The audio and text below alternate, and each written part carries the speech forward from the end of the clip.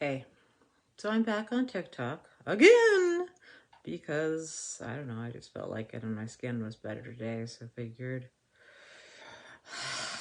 it's lockdown, got some time, might as well. So let's try this.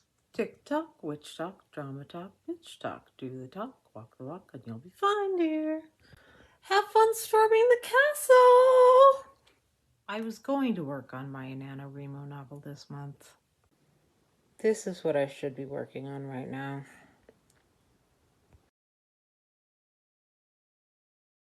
In 2012, I began to put it together as the Serrano Hotel.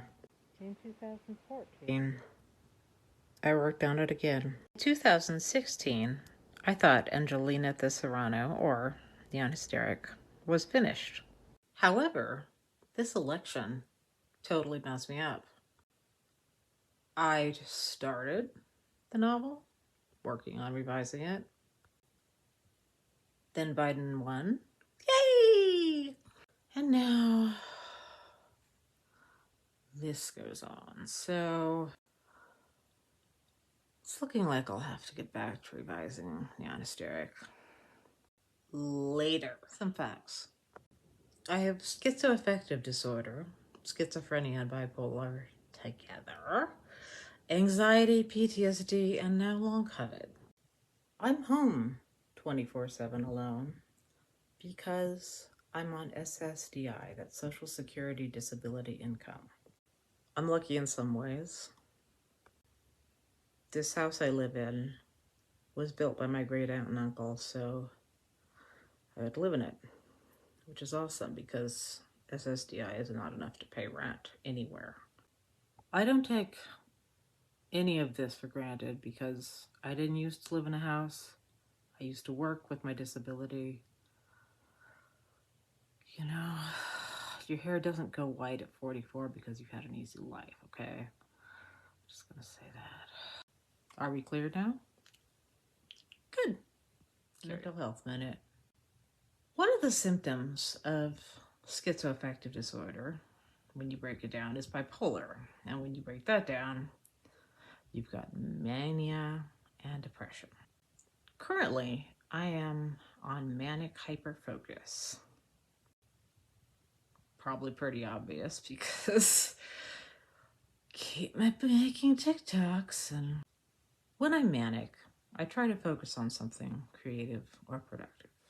Manic hyperfocus on one outlet, which is usually how it works, means I'll do that one thing, painting, writing, social media, whatnot, for however long I'm awake. Usually, sleeping switches it up. Sometimes not. Sometimes it lasts for a few days or a week. Sometimes I get a lot of painting done. Sometimes.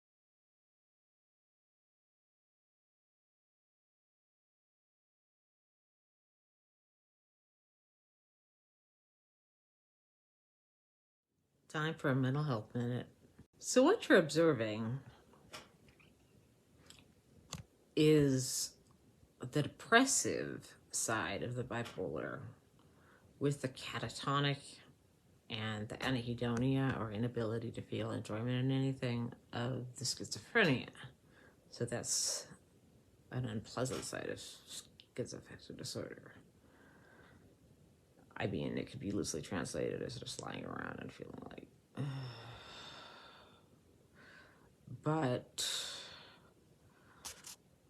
yeah, there's more to it than that, but I'm just too tired to talk about. All I'm saying is that being schizoaffective is kind of as if someone gave you a hit of acid.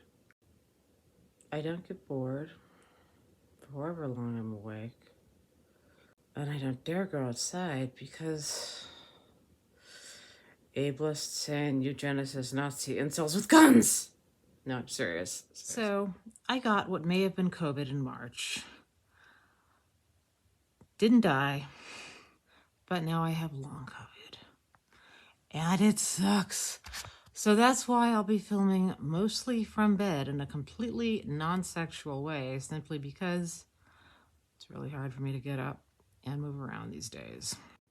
I spend a lot of time in bed because I have to, because it's hard for me to move. So watch TV. And my sheets, unfortunately, are stained. This is coffee, because if you drink coffee and you pour coffee from the table, it'll drip, and messes happen. And oh well. Another thing about long COVID that I think they finally started talking about is the brain fog. And I've been experiencing this a lot, and this distresses me even more than spending most of my time in bed, which really, I was housebound pretty much anyway, so whatever. Because I'm a writer and an artist, and I am trying to continue, and it's harder. It's harder to focus, it's harder to think. My attention span's a lot shorter. So, if you're going outside, if you're ever going to be around anyone, wear a mask. I got COVID before anyone knew what it was. Now that I know, I'm wearing this mask whenever I go outside, which means not on video because I'm alone, but, you know. Wait, where's my lipstick? Sometimes I want to film something and I can't find that one thing. My red Top Tomato lipstick. Not here, not there. Why do I need to vacuum? Is it under the bed? And then I realize my lipstick is right here, where I left it the first time. So thanks to long COVID brain fog, it takes me a very long time to find anything or figure anything out. The generation called the Zennials, which was the late 70s to the mid 80s or so. And the weird thing about that is we're a micro generation. It's incredibly small. You know why? Because in the 70s, they discovered birth control and disco. And of course, people were doing those things instead of, you know, something like kids.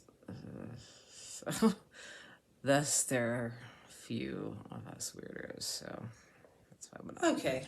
So, growing older is kind of a mixed bag. What I'll go into here. Gray hair. Hey, I'm cool with it. It's fine. I mean, it takes a while, but it's nice to grow it out. And we have the pandemic, might as well. I'm 44.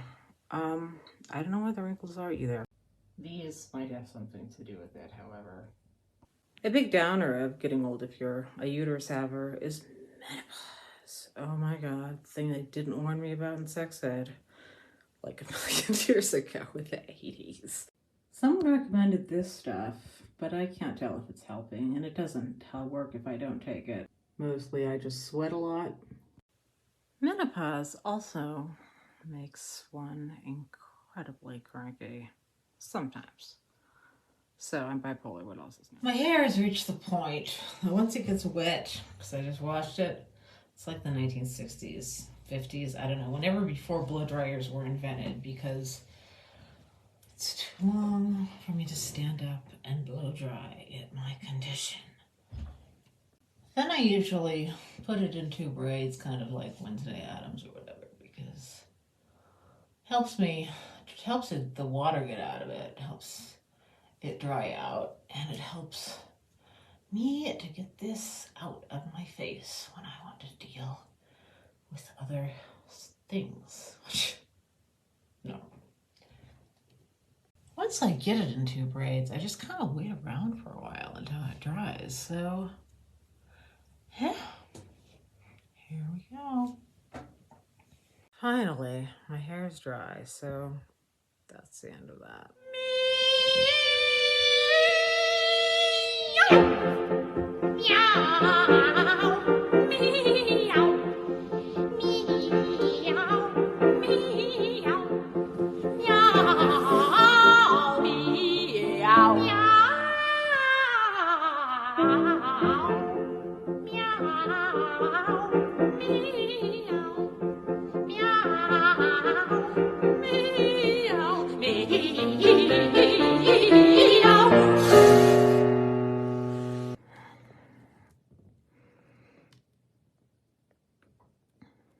The floof. There is just so much fluffiness and so much repose with this cat. I wish I could sleep like that. I wish I could relax like that. That very little sweetheart doesn't know what a Donald Trump or an election or systemic inequality is. Just a cat. Jealous. So, because of COVID and because Thanksgiving is settler colonist nonsense, I decided let's come up with a new holiday. This holiday is called Long Saturnalia. It's based on the Roman holiday of Saturnalia that starts in December and goes until Yule, which is the winter solstice, the pagan winter solstice. But this one starts at the new moon in November, so it's already started. It's already going on. And every day of the 40-some days of Long Saturnalia, you have one square of chocolate, like an advent calendar. Sound familiar? So it's sort of Christmassy and sort of isolation way to entertain yourself, obviously, depending on what kind of chocolate you choose. Have fun, kids. Sure, it's almost Thanksgiving. I have no kids. I have no grandkids. Blessed be.